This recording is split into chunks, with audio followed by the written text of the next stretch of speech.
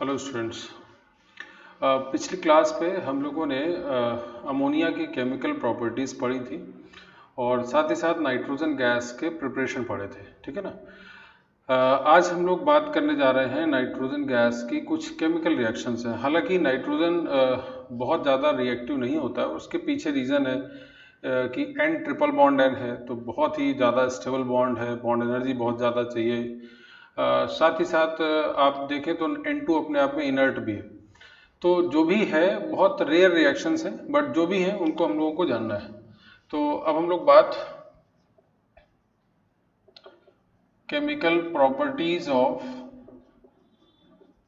N2 इसकी बात करेंगे। तो आपको जैसा कि पता है कि N ट्रिपल बॉन्ड N है, तो ज़्यादातर चीज़ें इनर्ट ही होंगी। यहाँ पे लोन पेयर है, तो N2 में ट्रिपल बॉन्ड भी है, स्टेबल बहुत है, बट जो भी रिएक्शंस हैं वो आपको देखनी है। और सबसे पहले रिएक्शन में reaction with metals, reaction with metal.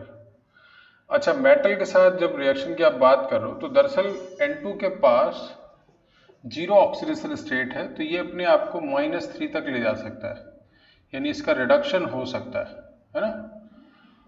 और मेटल जो होती हैं वो उनके पास कौन सी रिड्यूसिंग पावर होती है, तो जिसमें हर एक मेटल रिएक्शन नहीं करेगा, ये ध्यान रखिएगा। तो इसमें भी सबसे पहली कैटेगरी में एल्कली जो मेटल है, एल्कली मेटल में only lithium on reaction with nitrogen gives lithium nitride. बाकी कोई मेटल रिएक्शन नहीं करेगा, मतलब सोडियम या पोटेशियम, रुबिडियम और सीजियम की अगर हम बात करें तो ये नाइट्रोजन के साथ नो रिएक्शन की बात यहाँ पे दिखती है, यानी N2 के साथ इनकी रिएक्शन नहीं होगी। और उसका रीज़न यही होता है कि लिथियम की रिड्यूसिंग पावर तो बहुत ज़्यादा होती है, बट इन सब की रिड्यूसिंग पावर बहुत ज़्यादा नहीं होती है, या आप ये बोल सकते हो कि इतनी सफिशिएंट नहीं होती कि वो N2 को N-3 तक ले जाए, ठीक है ना। तो ये सब बातें। अच्छा, इसके अलावा जो एल्कलीन अर्थ मेटल है उनमें रिएक्शन ज़्यादातर हो जाता है, तो इसमें भी आप केवल बेरिलियम को छोड़ दें, बिकॉज बेरिलियम का डायगोनल रिलेशन रहता है।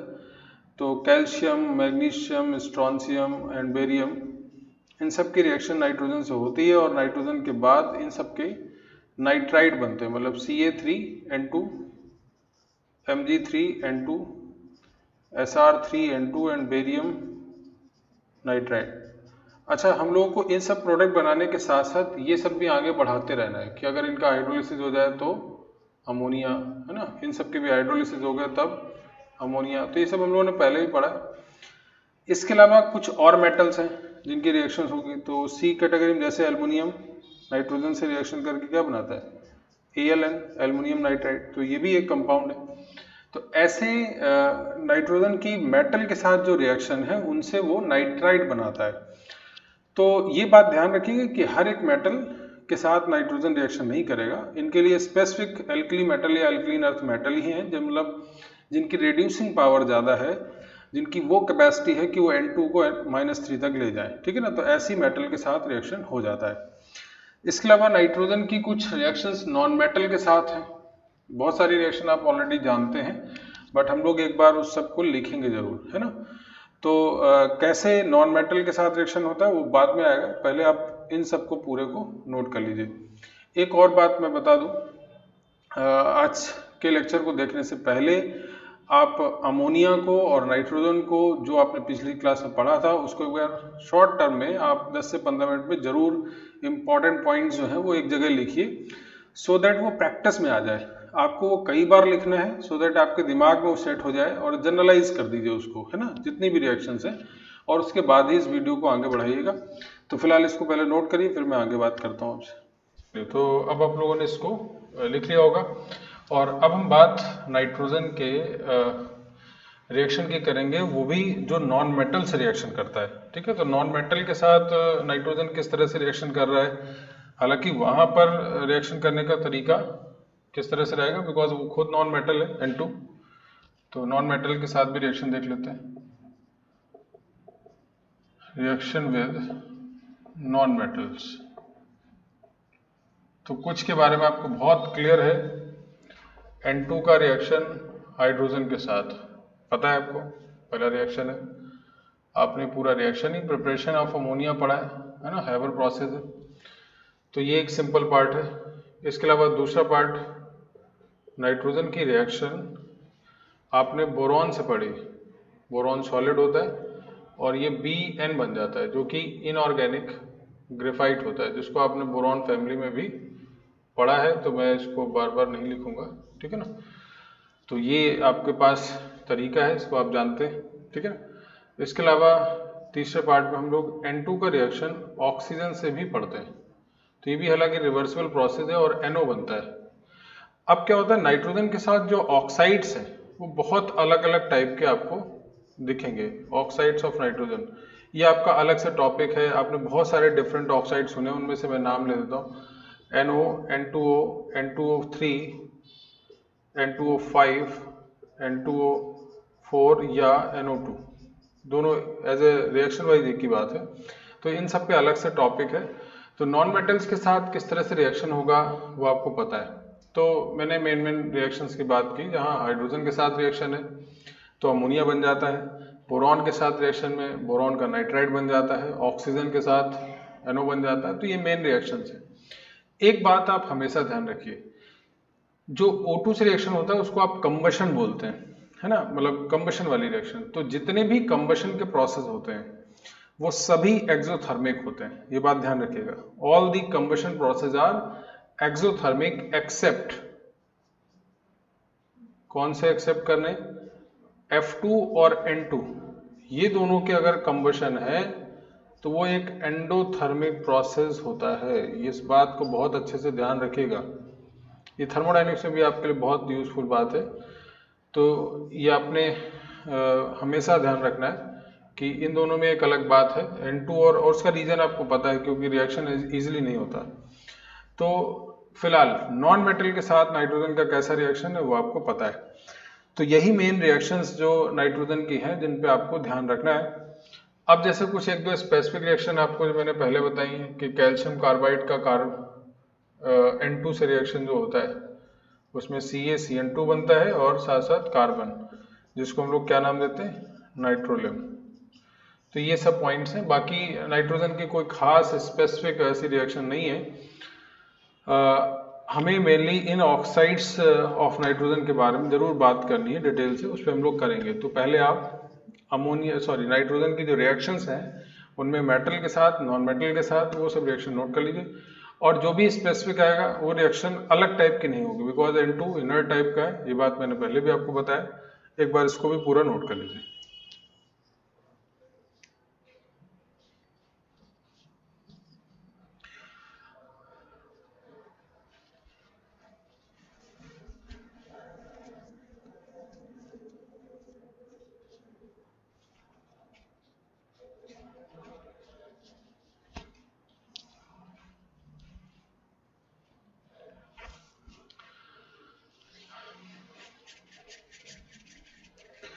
चलिए, तो मेरे ख्याल से अब आप लोगों ने नाइट्रोजन के रिएक्शंस को समझ लिया है, रिएक्शन कैसे होगा।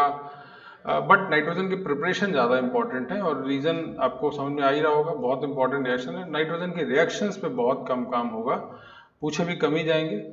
बट इसका मतलब ये नहीं होता कि हम पढ़े ना उसको, है ना, आपको जानना जरूर है। चलिए, तो अब मैं नाइट्रोजन के ऑक्साइड्स जो हैं वो उस पर आने से पहले हम लोग जो सबसे स्पेसिफिक टॉपिक है उस पर भी बात करेंगे, और वो टॉपिक हम लोग नाइट्रिक एसिड के बारे में पहले पढ़ना चाहते हैं। ठीक है, तो आज का बहुत इंपॉर्टेंट पार्ट है नाइट्रिक एसिड। हालांकि नाइट्रोजन के दो ऑक्सी एसिड्स हैं जिसपे हमें एक पे डिटेल पे बात करनी है, दूसरे पे हमें काम अभी नहीं करना है।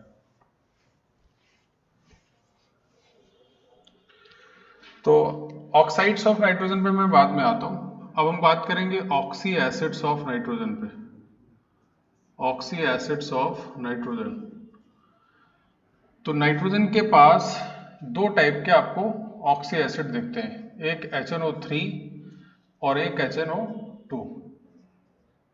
ठीक है, जहां पे ये +3 है और यहाँ पे ये +5 है। This is the nitric acid and this is the nitrous acid. ये सब आपको मैंने शुरुआत के कैसे बता रखा है।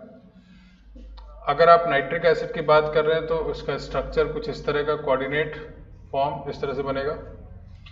और यहाँ पर अगर आप ध्यान दें तो इसमें नाइट्रिक में कोऑर्डिनेट नहीं होता, मतलब ऐसा सिंपल सा है, दोनों मोनोबेसिक एसिड है। ये सब बातें आपको पता है, बट एक जगह लिखने से आपको प्रैक्टिस होगा। यहाँ भी ये मोनोबेसिक है। इसके एनहाइड्राइड की अगर आप बात करें तो एनहाइड्राइड क्या होता है इसका, N2O5, और इसका एनहाइड्राइड अगर आप देखें तो यहाँ पे N2O3 है। अब मैं दोनों पे, जो हमें सबसे पहले टॉपिक पढ़ना, जो मैं मेन टॉपिक है कंसर्न करने वाला, वो क्या है, मैं उस पर बात कर लूँ। दरअसल दोनों के पास ही ऑक्सीडाइजिंग पावर है, और हमें यही मेन टॉपिक पढ़ना है, ऑक्सीडाइजिंग पावर है। यहां भी ऑक्सीडाइजिंग पावर होगी, ऑक्सीडाइजिंग पावर, बट चूंकि नाइट्रोजन यहाँ +3 में है तो मैक्सिमम तो नहीं हुआ, ये तो मैक्सिमम है, तो इसके पास ओनली ऑक्सीडाइजिंग पावर है। बट यहाँ पे oxidising power as well as reducing power भी होगा इसके पास, लेकिन हाँ ऑक्सीडाइजिंग पावर है, ये हमें पता है। तो ये पूरी डिटेल, और एसिड तो है ही, ये सब पता ही है। अच्छा भाई, ये सब क्यों लिख रहा हूं, क्योंकि जब तक आप ये सब प्रॉपर्टी किसी कंपाउंड की नहीं जानेंगे तब तक आप उसकी रिएक्शन से रिलेटेड बात नहीं कर सकते। क्योंकि रिएक्शन पे हमने दो ग्राउंड हमने बताए हैं, एक तो एसिड बेस रिएक्शन और दूसरा रिडॉक्स। तो ऑब्वियस बात है कि आपको पहले ये पता होना चाहिए कि उसके अंदर ये प्रॉपर्टी कौन सी है, ठीक है। तो पहले तो ये मैंने जो डिफ्रेंशिएट करते हुए बातें लिखी हैं वो इंपॉर्टेंट है, इसको नोट करना है। अब हमारा मेन कंसर्न इसमें क्या है, उसमें हमें नाइट्रिक एसिड को स्पेसिफिक पढ़ना है, और नाइट्रिक एसिड का भी स्पेसिफिक एक प्रॉपर्टी है जो कि ऑक्सीडाइजिंग पावर है, जो बहुत इंपॉर्टेंट पोर्शन है।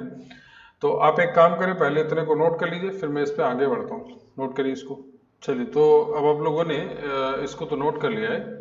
अब हम स्पेसिफिकली नाइट्रिक एसिड के बारे में बात करना स्टार्ट करते हैं, ठीक है ना। तो नाइट्रिक एसिड के बारे में सभी चीज़ें तो आपको पता चल गई। अब हमारा काम, जैसा आप सारे कंपाउंड में पढ़ते हैं कि एक तो प्रिपरेशन होना चाहिए और साथ साथ उसकी केमिकल रिएक्शन। तो प्रिपरेशन बहुत खास नहीं है, तो हम लोग प्रिपरेशन ऑफ नाइट्रिक एसिड की बात कर लेते हैं। प्रिपरेशन ऑफ नाइट्रिक एसिड, तो जो इंडस्ट्रियल तरीका है उस पर हम बात करते हैं। तो ओस्टवाल्ड मेथड है, ये सब आपसे पूछा बहुत जाता है। ओस्टवाल्ड प्रोसेस, ये एक इंडस्ट्रियल प्रिपरेशन है, और ये सब खास इसलिए है ताकि आप रिएक्शन अच्छे से समझ लें। कैसे होता है उसको जरा समझ लीजिए। दरअसल आप अमोनिया गैस और एयर का मिक्सर लेते हैं, और इस मिक्सर को आप जैसे ही हीट करते हैं, लगभग 900 डिग्री सेंटीग्रेड में, टेम्परेचर ज़्यादा होता है, तो ऑक्सीडेशन अमोनिया का हो जाता है, एयर है, और ध्यान रहे ये एक्सेस में रहता है। तो ऐसा क्या होता है, तो स्टेप में लिख देता हूँ। तो सबसे पहले यहाँ पे NO ये बन गया, और फर्दर O2 के थ्रू NO2 बन जाता है, और फर्दर इसका डाइल्यूशन होता है, वाटर के साथ मिलकर ये HNO3 बना देता है। आपको पता है ये मिक्स्ड एनाइड्राइड है, दोनों बनते हैं। तो ये नाइट्रिक एसिड जो बनेगा वो बहुत ज़्यादा कंसनट्रेटेड नहीं होता, डाइल्यूटेड HNO3 के बारे में ही बात की जाती है। बाद में फर्दर आप लगातार कंसंट्रेशन करते हैं। तो ये ओस्टवाल्ड मेथड है, रिएक्शन के पॉइंट ऑफ व्यू से बहुत अलग नहीं है। तो इसका स्टेप 1 क्या है, मैं एक एक करके लिख रहा हूँ। सबसे पहले आप अमोनिया को O2 के साथ रिएक्ट करेंगे, मतलब एयर के साथ, क्योंकि ये प्लेटिनम कैटलिस्ट आपको लाना होता है। और जैसे ही ये अमोनिया ऑक्सीडाइज होता है तो ये NO बनता है, ठीक है। क्योंकि आप एयर को एक्सेस में रखते हैं, ये अगर एक्सेस में रहेगा तो रिएक्शन कहाँ होगा, फॉरवर्ड डायरेक्शन में जाएगा, तो मैक्सिमम अमाउंट मिलता है। और फर्दर आप इसको एयर से और रिएक्शन करेंगे, तो पहला स्टेप आप ये दिखा रहे हैं कि इसको फर्दर एयर के साथ आएगा तो ये NO2 में कन्वर्ट हो जाता है, नाइट्रोजन डाइऑक्साइड, ठीक है। तो आप इसको सेकेंड स्टेप भी मान सकते हैं, थर्ड भी। तो इसके बाद सेकेंड स्टेप ही मैं दिखा रहा हूँ। फर्दर NO2 को आप डाइल्यूशन कराते हैं, मतलब वाटर से रिएक्शन कराते हैं। इस प्रोसेस को आप डाइल्यूशन बोल रहे हैं। और जैसे ही डाइल्यूशन करते हैं तो अब आपको पता है NO2 is the mixture of HNO3 भी है और HNO2, दोनों का मिक्स एनाइड्राइड होता है। बट मेनली इसमें आपको HNO3 का पार्ट और NO गैस रह जाता है, इसका मिक्सर मिलता है। तो ये आपके पास नाइट्रिक एसिड है, और फर्दर आप इसको बहुत सारे प्रोसेस से ये डाइल्यूटेड फॉर्म में मिलेगा, फर्दर इसका कॉन्सेंट्रेशन किया जाता है और फर्दर आपको नाइट्रिक एसिड मिलता जाएगा, वो कॉन्सेंट्रेट होता जाएगा। तो फिलहाल ओस्टवाल्ड मेथड आपको पता होना चाहिए, क्योंकि कई बार आपसे क्वेश्चन केवल इंफॉर्मेटिव आ जाते हैं कि कौन सा प्रिपरेशन है, उसका नाम क्या है, ओस्टवाल्ड मेथड है, उसमें कैसे बनता है। तो अमोनिया का ऑक्सीडेशन कराना होता है, पहले NO बनता है, नाइट्रिक ऑक्साइड, फिर नाइट्रोजन डाइऑक्साइड तक जाता है और फर्दर उसका डाइल्यूशन करने के बाद नाइट्रिक एसिड बन जाता है। जो नाइट्रिक एसिड बनता है वो चूंकि डाइल्यूटेड फॉर्म में होता है, 50 प्लस ही रहता है, हालांकि कंसंट्रेशन 60% के आसपास, बट उसका और कंसंट्रेशन करने के लिए डिस्टिलेशन और कराना पड़ता है। तो नाइट्रिक एसिड इस तरह से आपको हर तरीके का मिल जाता है, अब वो जैसा आप बनाना चाहें उसको चेंज कर सकते हैं। तो मेन पार्ट है नाइट्रिक एसिड को बनाने का ओस्टवाल्ड मेथड क्या है। कई बार मान लीजिए पूछा जाए कैटलिस्ट कौन सा यूज होता है, तो प्लेटिनम है। तो इस तरह की भी इंफॉर्मेशन आपसे पूछी जाती है, तो इनको आप अच्छे से तैयार रखें। तो एक बार आप इस मेथड को नोट कर लीजिए, फिर मैं इसकी मेन केमिकल रिएक्शन जिस पे हमें काम करना है उसमें मैं आता हूँ, इसको नोट कर लीजिए।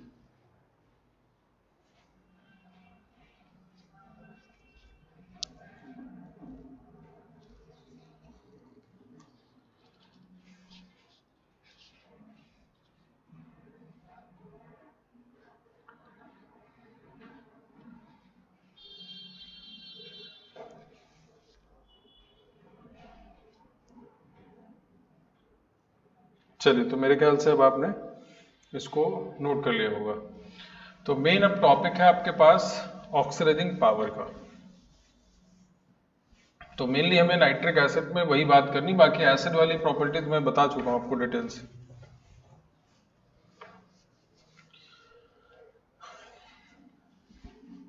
और ये सबसे इम्पोर्टेंट पार्ट है। तो हम लोग यहाँ पे सीधा सीधा टॉपिक लिख रहे हैं, ऑक्सीडाइजिंग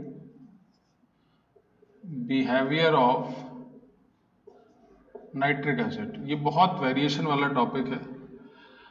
हालांकि मैंने आपको शुरुआत में भी एक बात बताई थी, HNO3 के मैं डिफरेंट केसेस बता रहा हूँ। चूंकि यहाँ +5 ऑक्सीडेशन स्टेट है, तो इसके पास ऑक्सीडाइजिंग पावर है, ये आप सबको पता है।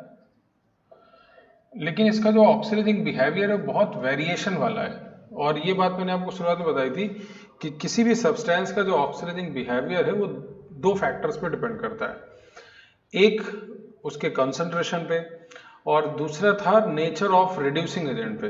मतलब जो रिड्यूस जिसको ऑक्सीडाइज कराने जा रहे हैं उसका भी नेचर डिपेंड करता है कि वो कैसा है। तो मैं डिफरेंट केसेस पे बात कर रहा हूँ। सबसे पहले मैं केस फर्स्ट की बात कर रहा हूँ। अगर आपके पास कॉन्सनट्रेटेड HNO3 है तो उसका बिहेवियर क्या है, मैं इसको लिख देता हूँ। HNO3 अपने आप को रिड्यूस करता है NO2। ये फॉर्मूले की तरह आपको याद रखना है, प्रैक्टिस करेंगे तभी याद होगा, नेशेंट ऑक्सीजन। तो ये 2 टाइम्स, यहाँ भी 2 टाइम्स लिख सकते हैं आप। वाटर के लिए ऑलरेडी बैलेंस है, ऑक्सीजन 6 4 5 6, तो ये बैलेंस हुआ। एक फॉर्मूला आपके पास कि कभी भी नाइट्रिक एसिड अगर कॉन्सेंट्रेट है तो उस कंडीशन पे वो अपने आप को NO2 में रिड्यूस करेगा। और इसको बहुत अच्छे से याद रखिए, ब्राउन कलर्ड गैस है। चलिए, ये पहला केस। इसी तरह से केस सेकंड, अगर डाइल्यूटेड HNO3 है तो क्या होगा, HNO3 इस केस में NO में बदलता है, नाइट्रिक ऑक्साइड में, वाटर में और नेशेंट ऑक्सीजन में। और ये मैंने बात बताई थी कि ज्यादा स्ट्रॉन्ग ऑक्सीडाइजिंग एजेंट कौन होगा, कॉन्सेंट्रेट वाला। ये 2 टाइम्स, यहाँ 2 टाइम्स, ये बैलेंस है, यहाँ 3 टाइम्स लाना होगा। ठीक है ना। अच्छा, बहुत सारे स्टूडेंट्स के मन में ये डाउट रहता है कि सर इधर तो एक ही नेशेंट ऑक्सीजन है, यहाँ 3 है, तो बैलेंसिंग से कुछ नहीं होता। आप इसको ज्यादा पावरफुल मत मान लीजिए, उससे नेशेंट के 3 और 4 होने से कोई मतलब नहीं होता। वो इसकी इनहेरेंट प्रॉपर्टी, वो देखने से बैलेंस करने से नहीं होता। ऑब्वियसली इसका ऑक्सीजन पावर ज्यादा है, इसका कम है। ठीक है। तो ये 2 स्पेसिफिक केस आपने पहले ही पढ़े थे कि कभी भी नाइट्रिक एसिड अगर ऑक्सीडाइजिंग एजेंट की तरह काम करता है तो अपने आप को कैसे रिड्यूस करेगा इन डिफरेंट कंडीशन। पहला कॉन्सेंट्रेट और दूसरा डाइल्यूट। अब मैं तीसरे की बात कर रहा हूं, और यहां अब वेरिएशन कहां स्टार्ट हो जाएगा। वेरिएशन उन सब जगह स्टार्ट होता है जैसे जैसे सोल्यूशन डाइल्यूट होता जाता है। कॉन्सेंट्रेट है तब तो कोई प्रॉब्लम ही नहीं, उसकी बात तो हम करेंगे नहीं। अब जैसे केस थर्ड में मैं बात करने जा रहा हूं। आपसे बोला गया in case of Fe and Zn, ये दो मेटल है, इनको हम लोग फजान से तरीके से पढ़ सकते हैं। याद करने के लिए मैंने बता दिया, फजान रूल होता है ना, तो Fe-Zn फजान करके याद कर लीजिए। इन मेटल के साथ अगर डाइल्यूट HNO3 है तो ऐसे केस में HNO3 का जो बिहेवियर होगा वो ये है, HNO3 इट गिव्स N2O, मतलब अब NO से भी नीचे आ गया, वाटर एंड नेशेंट ऑक्सीजन, ये इसका बिहेवियर होगा। बैलेंस कर लीजिए, ये 2 टाइम्स यहाँ बैलेंस है, N2 बैलेंस है, ऑक्सीजन के लिए 6 है, 1 2, तो यहाँ पे क्या आ जाएगा 4। तो अब ये फॉर्मूला आपको चलाना होगा, यानी अगर नाइट्रिक एसिड, और ये ध्यान रखिए डाइल्यूट रहेगा, बट मेटल क्या आ गई Fe और Zn, ये तो जनरल केसेस हैं दोनों। ये तीसरा रूल हो गया। ऐसे 5 रूल पे बात करनी है हम लोगों को। अब मैं जरा चौथे केस की बात यहाँ पे लिख देता हूँ। अब मैंने क्या किया, Fe और Zn के ही केस में अगर कहीं पे लिखा है वेरी डाइल्यूट HNO3, देखिए स्ट्रॉन्ग वाले में तो कोई प्रॉब्लम ही नहीं, तो अब अलग बिहेवियर है। अब क्या है, इस केस में HNO3 वेरी डाइल्यूट होगा तो इसका बिहेवियर वाटर पहले लिखना होगा, और अब इस केस में अमोनिया तक कन्वर्जन होगा। अब देखिए लगातार माइनस कम होता जा रहा है ऑक्सीडेशन, वहाँ +1, पहले +4, फिर +2, फिर +1, अब यहाँ पे -3 में आ गया, और यहाँ पे नेशेंट ऑक्सीजन, तो इसको बैलेंस करने के लिए NH3 तो हो ही गया, 4 ऑक्सीजन। तो इस तरह से आपके पास ये चौथा फॉर्मूला यहाँ पे रेडी होगा। तो मैंने क्या किया, ये चौथा केस, और एक लास्ट केस भी मैं यहाँ पे लिख देता हूँ, उसके बाद हम लोग बात, एक फॉर्मूला लास्ट कि मैग्नीज और मैग्नीशियम, ये दोनों मेटल, ठीक है, इन दोनों मेटल के साथ वेरी डाइल्यूट HNO3 अगर आता है तो वो एक नॉन ऑक्सीडाइजिंग एसिड की तरह काम करने लगता है। नॉन ऑक्सीडाइजिंग एसिड का मतलब, अब यहाँ ऑक्सीडेशन रिडॉक्स नहीं होगा। आप याद करो, मेटल का किसी भी नॉन ऑक्सीडाइजिंग एसिड से रिएक्शन मतलब हाइड्रोजन गैस यहाँ पे मिलने लगेगा रिप्लेस होने के बाद। तो ये 5वां कॉन्सेप्ट आपके पास यहाँ पे आ जाता है। तो इस तरह से आपने ये 5 रूल पढ़ लिए, और इस पे बेस्ड IIT ने बाकायदा इस पूरे 5 कॉन्सेप्ट को मिलाते हुए एक मैट्रिक्स मैच मिलाया, क्वेश्चन बनाया था। तो पहला केस कॉन्सेंट्रेट है, NO2 तक जाता है, कोई प्रॉब्लम नहीं। डाइल्यूट आता है, NO तक जाता है। Fe और Zn के केस में अगर डाइल्यूट आता है तो N2O तक जाता है। Fe और Zn के केस में अगर आप इसको वेरी डाइल्यूट कर दें, मतलब और डाइल्यूशन, तो ये अमोनिया तक आ जाता है। और अगर आपने मैग्नीज और मैग्नीशियम में वेरी डाइल्यूट ले आए तो उस कंडीशन में आपके पास एक नॉन ऑक्सीडाइजिंग एसिड की तरह काम करेगा, और उस केस में हाइड्रोजन गैस मिलेगा। अच्छा, अगर आपसे मैं ये पूछता Fe और Zn का कॉन्सेंट्रेट नाइट्रिक एसिड के साथ, कोई प्रॉब्लम नहीं, वैसे ही लिखना जैसे पहले ऊपर लिखा है, उसमें कतई कोई चेंज नहीं।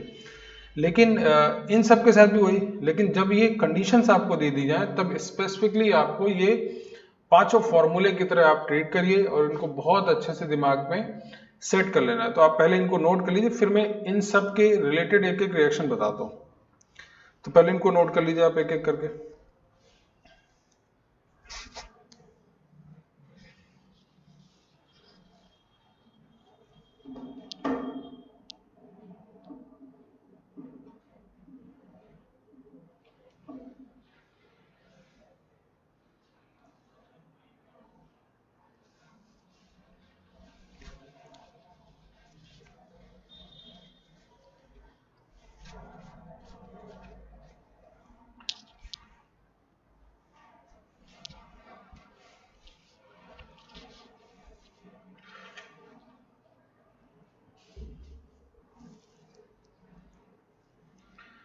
चलिए, तो मेरे ख्याल से अब आपने इसको लिख लिया होगा, और मैं एक एक करके इसको रफ करता जा रहा हूँ, और एक एक एग्जाम्पल इसका लूंगा, ठीक है, या मैं इसी में एक बार अलग से लिख देता हूँ।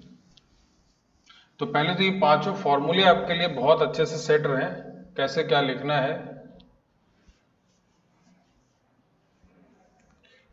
चलिए, मैं इसमें ये फॉर्मूले तो लिखे ही हैं, तो मैं एक एक एप्लीकेशन बताता हूँ। जैसे मेरा सबसे पहला केस कॉपर का रिएक्शन कॉन्सेंट्रेट नाइट्रिक एसिड से लिख देता हूँ। तो कैसे इसको बैलेंस फॉर्म में लिखना है, तो सबसे पहला काम HNO3 जो कॉन्सेंट्रेटेड है उसका ऑक्सीडाइजिंग बिहेवियर लिखा जाए। क्या लिखा जाएगा?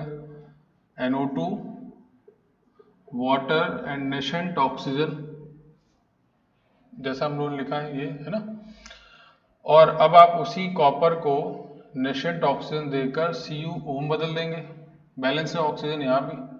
और CuO आने के बाद HNO3 का as a acid base reaction होगा, तो CuNO3 का whole twice and 2 times H2O बन जाएगा। बन गया। एक साथ आप बैलेंस है, इसको नोट कर लीजिए, ये भी कैंसिल, एक साथ ऐड कर देते हैं आप।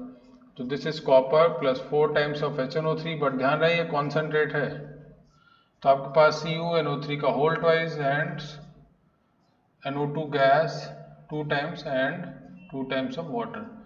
तो ये पहला बैलेंस्ड एग्जाम्पल, ये पूरी तरह से आपके पास बैलेंस्ड रिएक्शन आ गया। ठीक है, तो ऐसे ही आपको एक एक करके करना है। और इधर में इधर आप डाइल्यूट वाले केस को भी लिख देता हूँ। तो एक एक एग्जाम्पल हम लोग यहाँ पे बात कर रहे हैं। अब डाइल्यूट वाले का तो मैंने बिहेवियर अभी लिखा ही है, तो मैं दूसरा एग्जाम्पल लिख रहा हूँ। कॉपर की रिएक्शन डाइल्यूट HNO3 के साथ, तो कैसे रिएक्शन लिखना है? सबसे पहले HNO3 का बिहेवियर लिखेंगे आप, कैसे? NO plus water plus nascent oxygen, balance करना है, इसको 2 टाइम्स लिख दीजिए, यहाँ पे 3 टाइम्स। अब जरा देखिए, Cu का नेशेंट ऑक्सीजन से जैसे रिएक्शन होगा तो CuO बना, बट यहाँ 3 टाइम्स है और इसको आपको क्या करना होगा? 3 से मल्टीप्लाई। इसके बाद 3 टाइम्स ऑफ CuO को रिएक्शन कराने के लिए 6 टाइम्स ऑफ HNO3 लाना होगा। 3 टाइम्स ऑफ CuNO3 का होल ट्वाइस बन गया एंड 3 टाइम्स ऑफ वाटर बन गया। एक साथ ऐड कर दीजिए, ये कैंसिल, ये भी कैंसिल, यहाँ कैंसिल, ये भी कैंसिल। ऐड करेंगे तो 3 times of Cu plus 8 times of HNO3, it gives 3 times of CuNO3 का whole twice, 2 times of NO। ये देखिए सब प्रॉपर बैलेंस आएगा, इसमें कुछ भी डाउटफुल नहीं रहेगा। तो ये सही तरीका होगा रिएक्शन को समझने और जानने का। तो ये दोनों एग्जाम्पल मैंने, ये तो पहले भी हमने पढ़े हैं हालांकि। अब मैं इस एग्जाम्पल पे आता हूँ एक एक करके, ठीक है।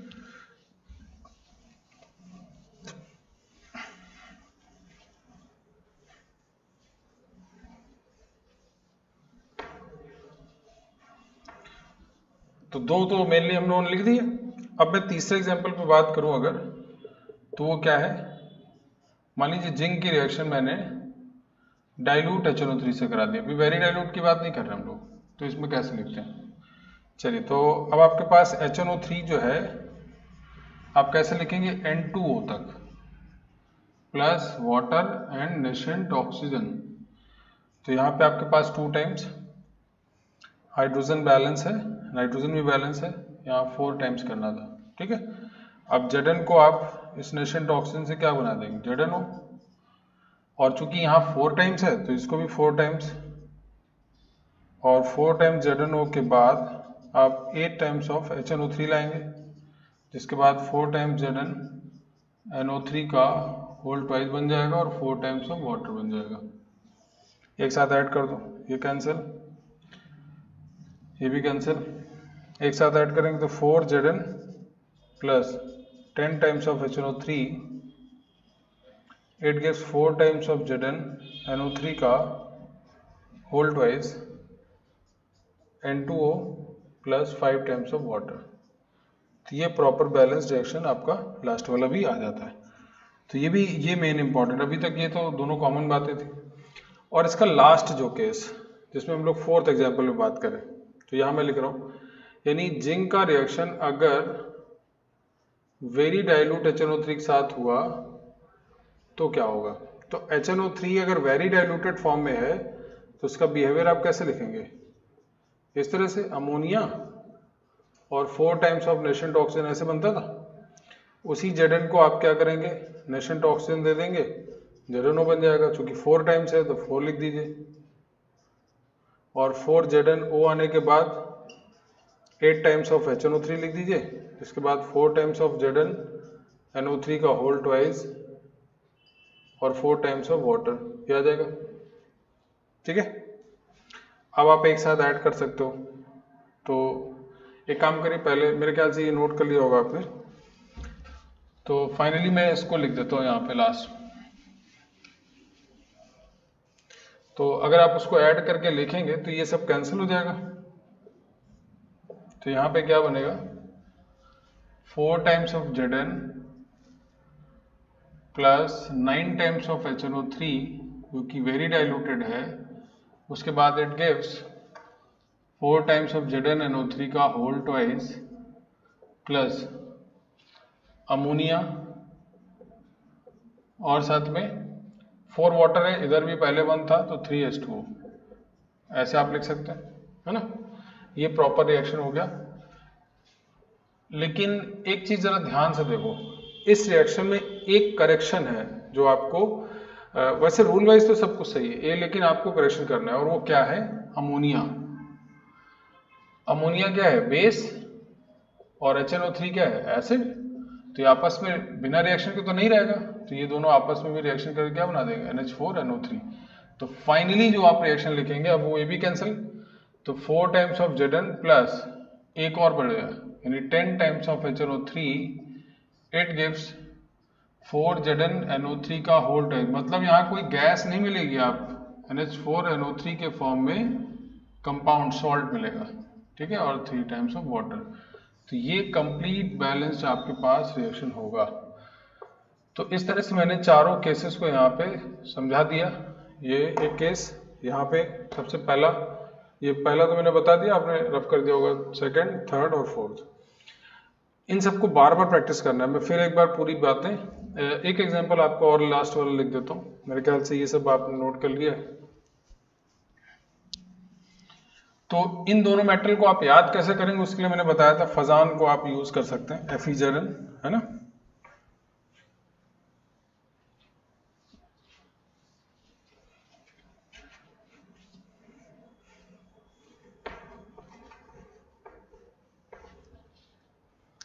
अब जैसे एक लास्ट पॉइंट, जैसे मैंने मैग्नीज का रिएक्शन वेरी डाइल्यूट HNO3 से करा दिया, तो इस केस में क्या बनने वाला है, सिंपली MnNO3 का whole twice and hydrogen gas.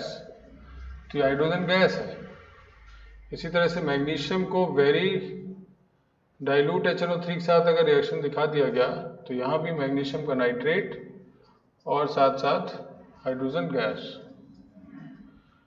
तो ये दोनों भी लास्ट एक, अच्छा याद कैसे होंगे, तो इसको भी लिख सकते हो, मन मांगे, एक ऐड आया था, मन मांगे मोर, तो यहाँ मन मांगे हाइड्रोजन गैस। ठीक है, याद रखिएगा कैसे भी, आपका मेन मोटो ये याद रखना है, ना कि केवल मोर ही याद न रह जाए, बाकी सब गायब, मोर पता है। तो ये पांचों, ये 4-5 जो केस हैं, उनको एक बार फिर हम लोग दोबारा से समझते हैं। पहला केस, अगर कॉन्सनट्रेट नाइट्रिक एसिड है तो वो क्या करता है, अपने आप को NO2 में, वाटर में, नेशेंट ऑक्सीजन में बदलता है। ठीक, डाइल्यूटेड HNO3 है तो अपने आप को NO में बदलता है, ये भी क्लियर है। तीसरी बात, Fe और Zn के केस में अगर डाइल्यूट आता है तो वो N2O तक जाता है, और Fe और Zn के केस में ही अगर वेरी डाइल्यूट आता है तो वो अमोनिया तक जाता है। ये 4 मेन केस।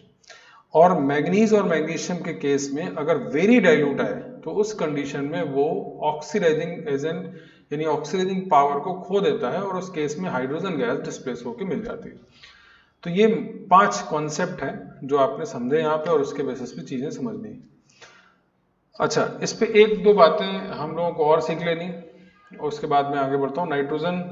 नाइट्रिक एसिड अपने आप में बहुत वेरिएशन वाला टॉपिक है, तो इसको आप अच्छे से लिख लीजिएगा, समझ लीजिएगा, तो इसको नोट भी कर लीजिए। सभी केसेस मैंने जो बताए हैं आपको, एक बार उसको अपने से लिखिए, उसके बाद फिर आगे बढ़ा जाए। ठीक है, तो अब आगे बढ़ते हैं हम लोग। इन सबको आप लिख लेंगे अच्छे से, और कई बार लिखिएगा, कई बार प्रैक्टिस करिएगा, सो दैट आपको बिल्कुल कॉन्सेप्ट क्लियर है और याद भी रहे।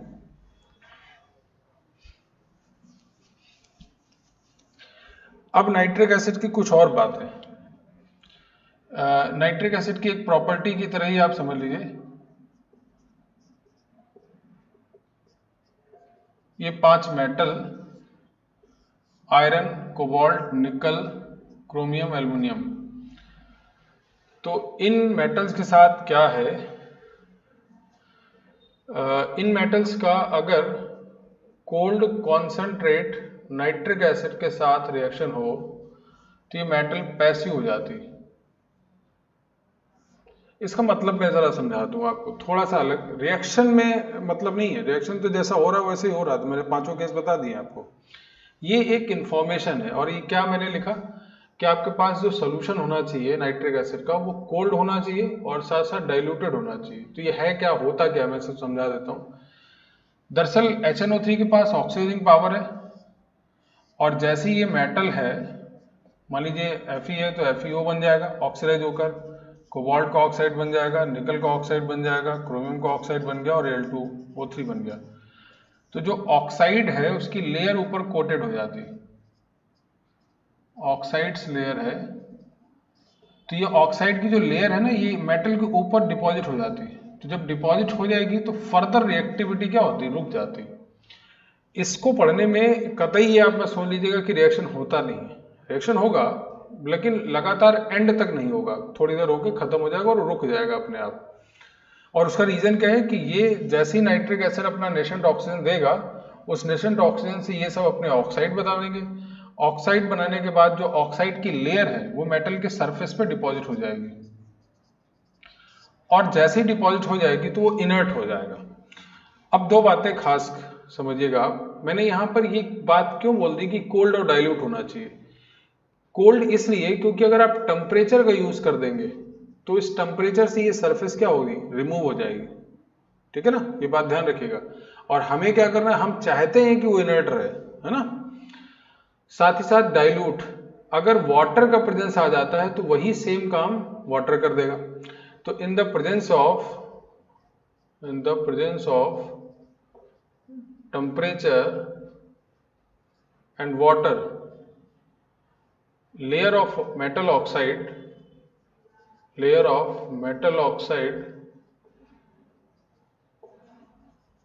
removed from the surface and then further reaction start। बात समझ में आ गई। तो इस बात को ध्यान रखिएगा कि हम चाहते हैं कि इनर्ट हो जाए, तो इनर्ट करने के लिए क्या तरीका है, हम नाइट्रिक एसिड को कोल्ड कंडीशन में और डाइल्यूटेड कंडीशन में रखें। अब ये बातें क्यों की, दरअसल नाइट्रिक एसिड को अगर हमें किसी बर्तन में स्टोर करना है, किसी न किसी में आप रखेंगे भी ना नाइट्रिक एसिड को, ऐसा थोड़ा कि केवल हवा में ही रहेगा। तो जब भी आप कोई बर्तन लेंगे तो वो किस मेटल का लिया जाए और किस कंडीशन में उसको रखा जाए, क्योंकि सबसे तो रिएक्शन ही होगा। तो नाइट्रिक एसिड को आप इन मेटल्स के साथ रखते हैं, और खासकर एल्युमिनियम का यूज किया जाता है। एल्युमिनियम के जो बर्तन है वो हल्के भी रहेंगे और साथ साथ कुछ टाइम के बाद इनर्ट हो जाएंगे। और उसमें भी ध्यान रहे कि नाइट्रिक एसिड की अपनी कुछ कंडीशन जो है, यानी वो कोल्ड फॉर्म में रहे, डाइल्यूटेड फॉर्म में रहे, तब जाके वो इनर्ट हो जाएगा। और इस तरह से उसको स्टोर करने का तरीका है। अब उसको एक तरीके से आप प्रॉपर्टी की तरह डील करने लगे तो ये प्रॉपर्टी नहीं है, बट हाँ एक क्वेश्चन की तरह डील सामने आती है। तो आपसे ये सभी क्वेश्चन पूछे जा सकते हैं। और सबसे आसान क्वेश्चन क्या है, which one is are correct. 4 sentence लिखेगा और आपसे पूछ जाएगा कौन सही कौन गलत। तो ये सबसे अच्छा क्वेश्चन और सबसे खतरनाक क्वेश्चन है, उसके लिए आपको हर एक जगह पे चीजें क्लियर होनी चाहिए। तो एक तो ये प्रॉपर्टी पे बात हम लोगों को समझनी है, जो आपने यहाँ पे समझी भी है। तो ये भी आप पहले नोट कर लीजिए, जैसा मैंने लिखा वैसे ही पूरा नोट कर लीजिए।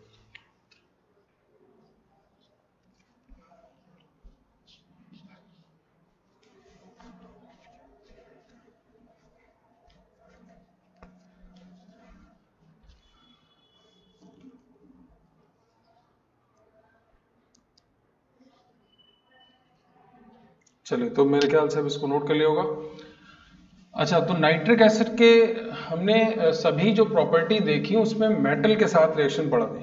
अब हम लोग बात करने जा रहे हैं nitric acid with non metal. Non metal के साथ कैसा बिहेवियर होगा उसको भी लिख लेते हैं।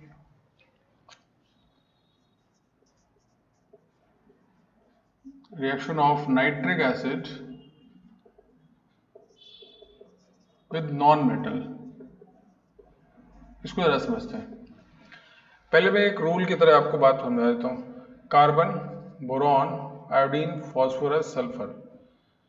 याद करने के लिए आप कार्बन फैमिली से कार्बन ले लिया, बोरॉन फैमिली से बोरॉन, हेलोजन से आयोडीन, नाइट्रोजन से फास्फोरस और ऑक्सीजन से सल्फर। याद करने के लिए आप इसको बोल सकते हैं CBI पुलिस स्टेशन, कुछ भी बोल दीजिए, है ना, याद होना चाहिए अल्टीमेटली।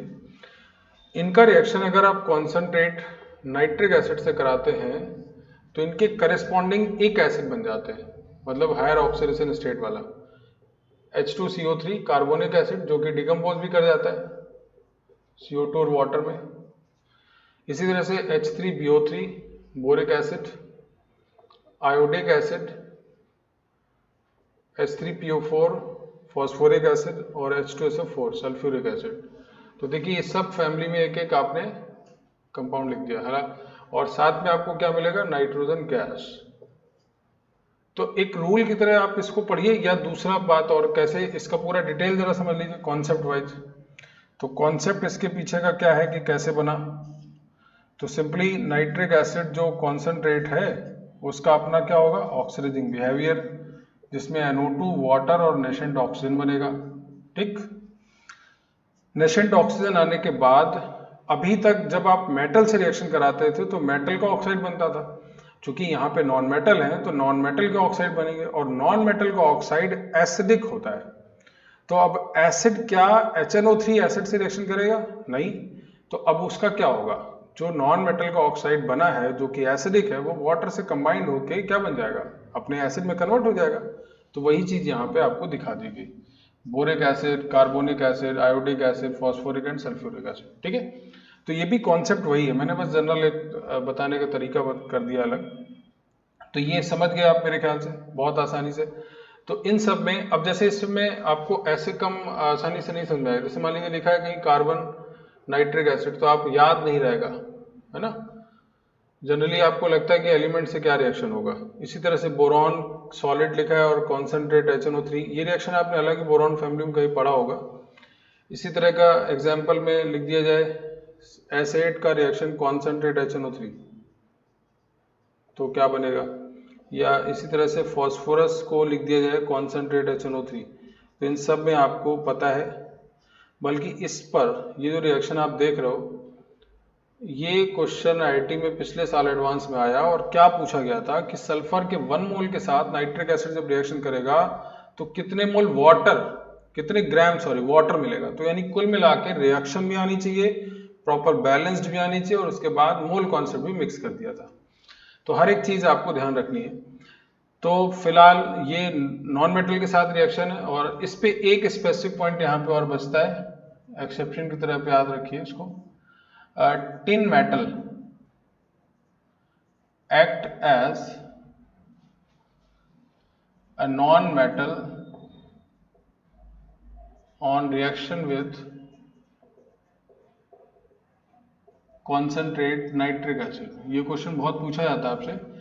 टिन जो होता है वो कॉन्सेंट्रेट नाइट्रिक एसिड के कॉन्टेक्ट में एक नॉन मेटल की तरह बिहेव करता है। तो मतलब इसका जैसे यहाँ पे कार्बोनिक एसिड बनेगा वैसे ही स्टैनिक एसिड बनेगा, ये H2 स्टैनिक एसिड, बाकी NO2 मिलेगा। तो ये भी एक स्पेसिफिक बात आप यहाँ पे नोट कर लेंगे।